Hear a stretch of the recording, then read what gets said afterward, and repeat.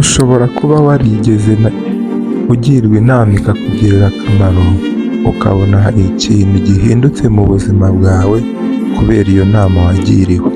Ariko ndagusaba kugira ngo niba warigeze ugirwa inama ukumva bifite umumaro, ugire inama uyu muvandimwe. Aragira ati: ubwo twiteguraga umunsi mukuru w'amavuko w'umukunzi wanjye, namufashije kwitegura kuva mu itangiriro kugeza igihe ibirori byahumuzaga. Ariko hari ibintu bitangaje byaje kubaho muri icyo gihe. Twariteguye maze turitegura kugeza igihe ibirori byatangiriye. Twagiye aho yagombaga kwizihiriza uwo munsi mukuru, maze ibirori biba biratangiye. Mu masaha make ibirori birimbanije, twagiye twumva umwana w'umukobwa uri hagati y'ikigero cy'imyaka 15 arakomanze. Twaramukinguriye, hanyuma dutangazwa no kubona azanye impano itangaje, itatse neza, yanditseho amazina y'uwari umukunzi wanjye ndetse n'amagambo meza agira ati: ugire isabukuru y'amavuko. Mu by'ukuri uwo mukunzi wanjye yari afite imyaka 25, niyo yari ari kuzuza, ni nayo twari twagiye kwizihiza. Ubwo hari byinshi twarimo turi gupanga, ndetse twari dufite gahunda y'uko mu minsi iri imbere twaziyereka imiryango, tugatangira gahunda yo kubana byemewe n'amategeko. Ni uko nguko ariko uwo mukobwa yaraje amuhereza impano, arangije amusezeraho aramubwira ati: ibindi bisobanuro n'uburyo bwose bw'iyo mpano uraza kubimenya uyifunguye. Ari umukunzi wanjye yatangiye kugira amatsiko y'iyo mpano, ari nanjye ubwanjye natangiye kugira amatsiko y'iyo mpano. Sitwe twarose ibirori bihumuza, turagenda turiherera dufungura ya mpano, ariko ibyo twasanzemo byari bitangaje cyane. Tukifungura nta kindi kirenze twasanzemo, ahubwo twasanzemo urwandiko rw'amasezerano y'akazi ndetse n'ibaruwa iruherekeza.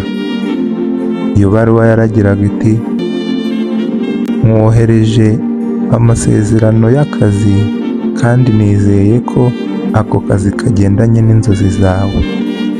Irakomeza ugira iti: uribuka umusore Brian wigaga mu mwaka wa 6 ubwo wari mu mwaka wa 4 w'amashuri ku kigo twigagaho. Ashoje amashuri uri mu mwaka wa 4, ariko urabizi neza ko najyaga nkunda kukuganiriza. Narakomeje ndiga, ariko umutima wanjye ukajya uhora ugutekereza. Urabizi neza ko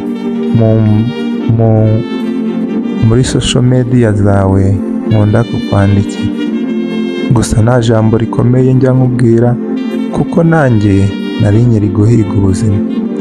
Ariko aho mariye gusoreje amashuri ya kaminuza, naje kubona akazi, ndetse kugeza uyu munsi nyoboye ibigo by'ishoramari.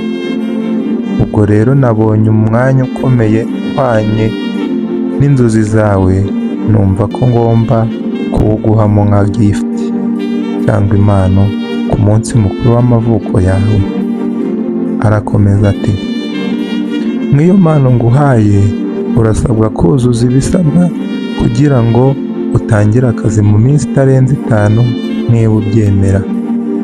Ibindi byose tuzabivugana ugeze muri ako kazi, kuko nabonye ko ukwiye kuba umujyanama wanjye hafi, kandi kukubona uri kungira inama byangirira umumaro.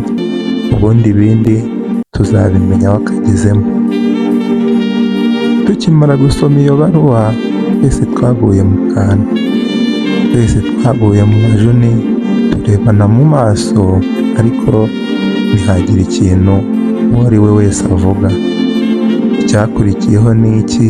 Ni uko ikiniga cyaje ikiniga kiraza muri njyewe, nsohora nkingura urugi gake gake maze ndasohoka mpita nitahira, sinigeze namusezeraho.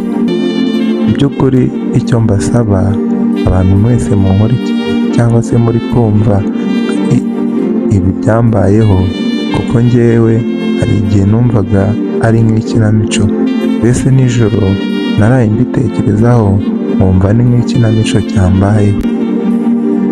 Ndetse icyo mbasaba ni ukugira ngo mwongere inama. Ese uwari umukunzi wanjye uwo nguwo mwemerera ajye muri ako kazi? Ese urukundo rwanjye nawe ruraba rugikomeje? Mungire inama kuko ni mwebwe ngira ngo mungire inama z'icyo nakora, kuko ikigaragara cyo uriya musore amufiteho gahunda, kandi najya muri kariya kazi gahunda amufiteho ni uko babana. Nimungire inama.